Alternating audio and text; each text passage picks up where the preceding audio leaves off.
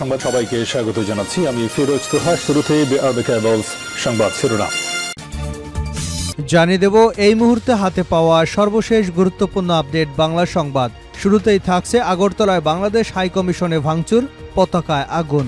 বাংলাদেশ সম্মিলিত সনাতনী জাগরণ জোটের বহিষ্কৃত মুখপাত্র চিনয় কৃষ্ণ দাসকে গ্রেপ্তারের প্রতিবাদে আগরতলায় বাংলাদেশ সহকারী কমিশনে ভাঙচুর এবং জাতীয় পতাকা নামিয়ে তাতে আগুন দেবার ঘটনা ঘটেছে। সোমবার দুপুরের দিকে ঘটনা ঘটে। ওই ঘটনার সময়কার কিছু ভিডিওতে দেখা যায় বিক্ষোভকারীরা বাংলাদেশের জাতীয় পতাকা নামিয়ে ফেলার পর তাতে আগুন ধরিয়ে দিয়েছে। এবারে জানাবো আদালতের এজলাসে দাঁড়িয়ে বিচারকের কাছে অভিযোগ জানিয়ে সাবেক আইসিটি প্রতিমন্ত্রী জুনায়েদ আহমেদ পলক বলেন, কারাগারে তাকে 5 হাত লম্বা 4 হাত চওড়া ছেলে ফাঁসির দণ্ডপ্রাপ্তদের সঙ্গে রাখা হয়েছে। সোমবার বৈষম্য বিরোধী ছাত্র আন্দোলনের সময় রাজধানীর শাহবাগ এলাকায় রিয়াজুল নামের এক ব্যক্তিকে নিহতের মামলায় সাবেক ডাক, টেলিযোগাযোগ ও তথ্য প্রযুক্তি প্রতিমন্ত্রী জুনায়েদ আহমেদ পলককে গ্রেপ্তার করা হয়। জানাবো মমতা ব্যানার্জির বক্তব্য দেশের সার্বভৌমত্বের জন্য হুমকি। বাংলাদেশের জাতিসংঘের শান্তিরক্ষা বাহিনী মোতায়েন নিয়ে পশ্চিমবঙ্গের মুখ্যমন্ত্রী মমতা বন্দ্যোপাধ্যায় যে বক্তব্য রেখেছেন তা বাংলাদেশের স্বাধীনতার সার্বভৌমত্বের প্রতি হুমকি স্বরূপ বলে মন্তব্য করেছেন বিএনপির মহাসচিব মির্জা ফখরুল ইসলাম আলমগীর। অবিলম্বে মমতার এ ধরনের বক্তব্য প্রত্যাহারের দাবি জানিয়েছেন তিনি। এদিকে মালয়েশিয়ায় 7,000 বাংলাদেশি গ্রেপ্তার। মালয়েশিয়ায় 7,000 বাংলাদেশিকে গ্রেপ্তার করেছে অভিবাসন বিভাগ। কোরিয়ান মেট্রোর প্রতিবেদনে বলা হয়, চলতি বছরের জানুয়ারি থেকে 14 নভেম্বর পর্যন্ত বিভিন্ন স্পটে অভিযান চালিয়ে বিভিন্ন অপরাধে 7,822 বাংলাদেশি সহ বিভিন্ন দেশের মোট 41,234 জন অবৈধ অভিবাসীকে গ্রেপ্তার করা হয়। এবারে থাকছে সামনে নির্বাচন সহজ হবে না তারেক রহমান। জনগণের কাছে থাকার এবং জনগণকে কাছে রাখার আহ্বান জানিয়ে বিএনপির ভারপ্রাপ্ত চেয়ারম্যান তারেক রহমান নেতাকর্মীদের উদ্দেশ্যে বলেছেন, দিন যত যাচ্ছে তত বোঝা যাচ্ছে সামনে নির্বাচন এত সহজ হবে না। নির্বাচন অনেক কঠিন হবে। আমার কাছে মনে হচ্ছে সামনের যে নির্বাচন আমরা মোকাবেলা করতে যাচ্ছি, হতে পারে আমাদের একটি প্রতিপক্ষ অনেক দুর্বল হয়ে গেছে, তারপরেও এই নির্বাচন দেশের যে কোনো নির্বাচনের চেয়ে অনেক কঠিন হবে।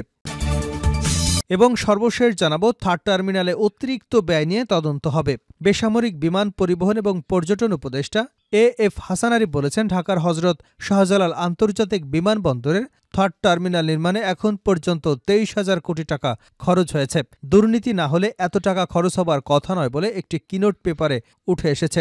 নিশ্চয়ই অতিরিক্ত খরচের বিষয়টি তদন্ত করা হবে। এতক্ষণ শিরোনাম শুনছিলেন, এবার বিস্তারিত।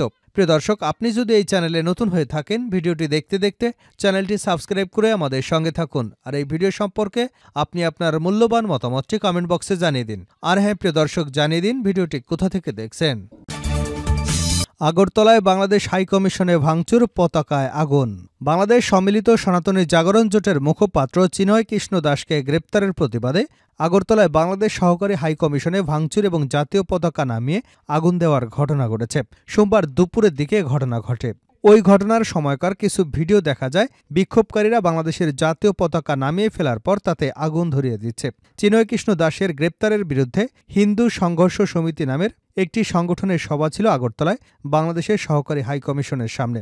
সভা শেষে সংগঠনের 6 জনের একটি প্রতিনিধি দল হাইকমিশনের কার্যালয়ের ভিতরে যায় এবং স্মারকলিপি জমা দেয়। এর বাইরে থাকা কিছু হিন্দু যুবক হঠাৎ বাংলাদেশ সহকারী হাইকমিশনের কার্যালয়ের ভিতরে ঢুকে বাংলাদেশের জাতীয় পতাকা নামিয়ে ঘটনাস্থল থেকে এমন কিছু ভিডিও চিত্র পাওয়া গেছে।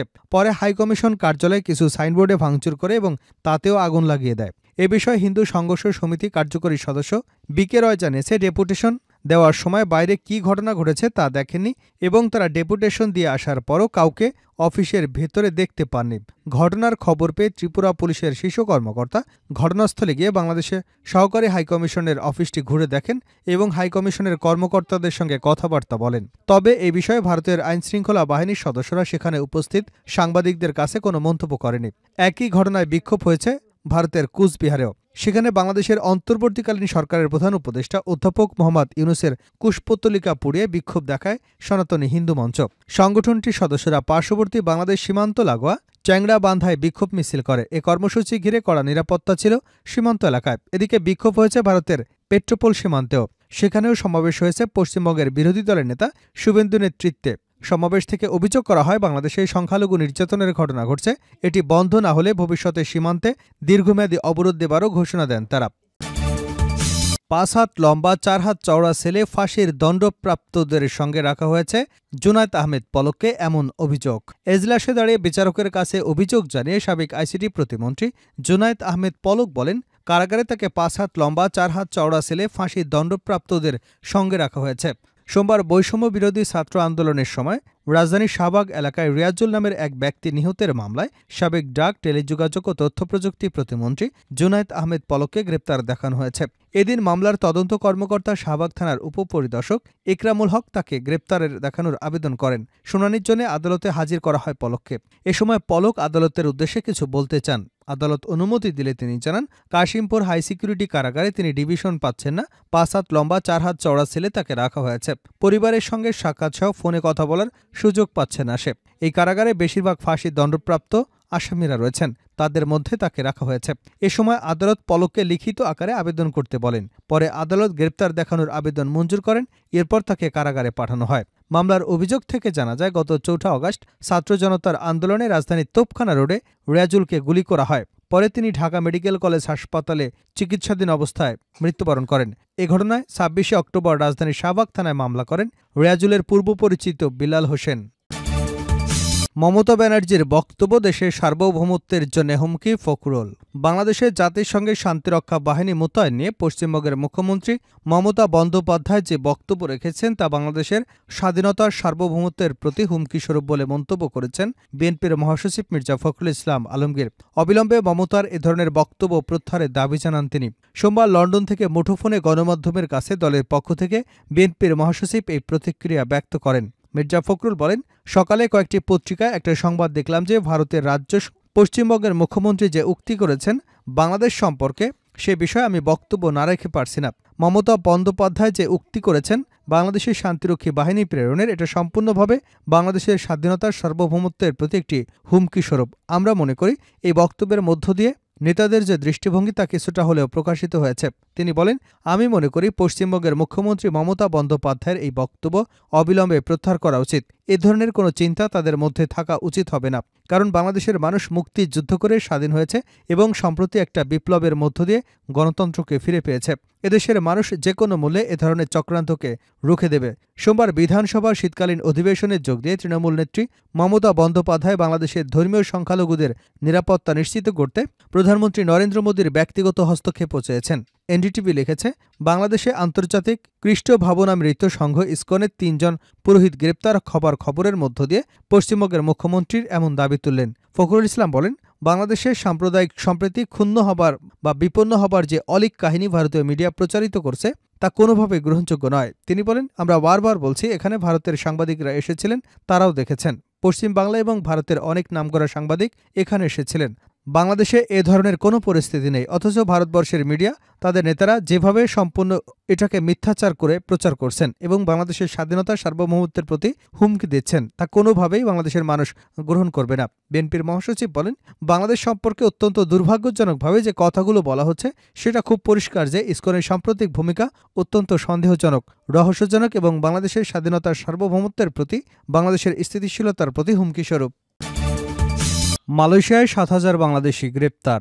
মালয়েশিয়ায় 7,000 বাংলাদেশিকে গ্রেপ্তার করেছে অভিবাসন বিভাগ। হরিয়ান মেট্রোর প্রতিবেদনে বলা হয়েছে, চলতি বছরের জানুয়ারি থেকে 14 নভেম্বর পর্যন্ত বিভিন্ন স্পটে অভিযান চালিয়ে বিভিন্ন অপরাধে 7,822 বাংলাদেশি সহ বিভিন্ন দেশের মোট 41,234 জন অবৈধ অভিবাসীকে গ্রেপ্তার করা হয়। গ্রেপ্তারদের মধ্যে সর্বোচ্চ ইন্দোনেশিয়ার 12,588 জন, মিয়ানমারের 7,112 জন নাগরিক গ্রেপ্তার। চলমান অভিযানে অবৈধ অভিবাসীদের গ্রেপ্তারের পাশাপাশি 1,600 জন নিয়োগকর্তাকে গ্রেপ্তার করে তাদের বিরুদ্ধে নেওয়া হয়েছে আইনানুগ ব্যবস্থা।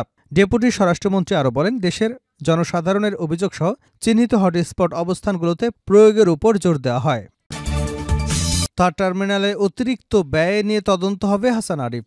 বেসামরিক বিমান পরিবহন ও পর্যটন উপদেষ্টা এএফ হাসান আরিফ বলেছেন, ঢাকার হজরত শাহজালাল আন্তর্জাতিক বিমানবন্দরের থার্ড টার্মিনাল নির্মাণে এখন পর্যন্ত 23,000 কোটি টাকা খরচ হয়েছে।